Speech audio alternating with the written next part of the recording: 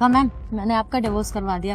काफी दिनों से हम लोग कोशिश कर रहे थे पर आज जाके फाइनल हो गया। फाइनली आप खुश हो ना अब? हाँ, मैं बहुत खुश हूँ and thank you so much. देगा मैम, आपको 50 लाख भी दिलवा दिए और हर महीने आपकी बेटी के लिए 25,000 भी मिलेंगे। बच्चे की कस्टडी भी आपको ही दिलवा दी मैंने। अब तो खुश है ना आप? और कुछ तो नहीं चाहिए ना आपको?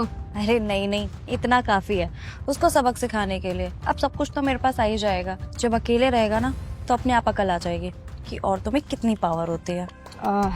वैसे मैम, ऐसा है, अगली हियरिंग पे मेरी फीस भी करवा दीजिएगा।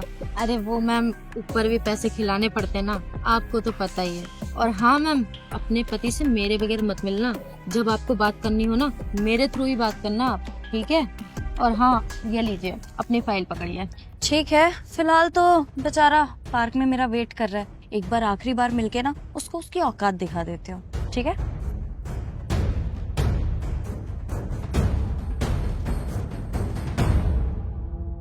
तान्या, तुम यहाँ पे?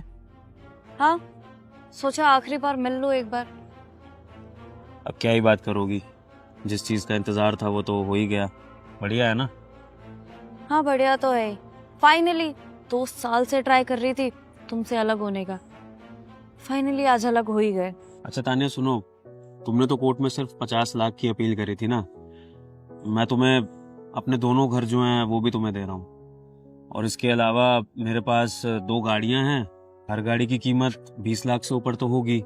तो 2 घर और 2 गाड़ियां और साथ में 50 लाख, ये सब कुछ तुम रख लो, मुझे कुछ नहीं चाहिए, ठीक है? पर ये सब देने की क्या जरूरत है? 50 लाख बहुत है। देखो, आई नो तुम हमारी बेटी के लिए ये सब कर रहे हो, बट वो अभी बहुत छोटी है, इतने पैसों में काम हो जाएगा। और ऊपर से 50 लाख के साथ साथ तुम हर महीने पैसे भी तो दोगे ना उसकी पढ़ाई के लिए, तो कुछ तो पैसे अपने पास रखो। अच्छा हाँ, यशिका के बड़े होने से याद आया कि मेरे पास जो ज्वेलरी रखी है ना सारी, वो भी तुम ले लेना। वो एक्चुअली यशिका की शादी के लिए बनवा रहा था, सेव कर रहा था, लेकिन अब उसकी कस्टडी भी तुम्हें ही मिल जाएगी, तो फिर सारा सोना भी तुम ही रख लेना। मेरे पास बस एक स्कूटी है, वो मैं रख लूंगा। थोड़ा बहुत इधर उधर चक्कर काटने के लिए, दवाइयाँ लाने के लिए काम आ जाएगी, ठीक है? अरे बट उसकी शादी में अभी बहुत टाइम है। अब जब शादी होगी तो ज्वेलरी सारी तुम ही आके दे देना। काश मैं ये सब कुछ करने के लिए जिंदा रहता तो जरूर करता। मतलब ये तान्या कि मुझे कैंसर है। कैंसर है? ये कब हुआ? और तुमने मुझे बताया नहीं, तुम्हें पता कब चला? 6 महीने पहले 6 महीने पहले डॉक्टर ने बता दिया था कि मुझे 3rd स्टेज का कैंसर हो चुका है और मेरे बचने की बिल्कुल उम्मीद नहीं है। तो बस इसलिए मैंने भी तुमसे कोर्ट में लड़ना बंद कर दिया। इस डिवोर्स के लिए मैं खुद राजी हो गया था। मैं चाहता था कि तुम भी आज़ाद हो जाओ, किसी अच्छे लड़के से शादी करो जो स्वस्थ हो, जो तुम्हें खुश रखे, जो हमारी बेटी का भी ध्यान रख ले। क्योंकि मेरे साथ तो वैसे भी तुम्हें कुछ ही पल गुजारने थे, तो अच्छा है कि अभी चली जाओ मेरी जिंदगी से। सही है ना? मैं पागल हूँ, मैं कितनी बड़ी गलती करने जा रही थी। तुम इतनी सारी चीजें, इतनी सारी प्रॉब्लम्स अकेले फेस कर रहे हो, तुमने एक बार भी बताना जरूरी नहीं समझा मुझे। और ये डिवोर्स। तान्या, ये तुमने क्या करा? तुमने डिवोर्स के पेपर फाड़ दिए। मुझे नहीं चाहिए ये डिवोर्स। देखो, मुझे तुम्हारे साथ रहना, मुझे नहीं पता था सीरियसली कि तुम्हें कैंसर है, वरना मैं ये स्टेप तो कभी नहीं लेती।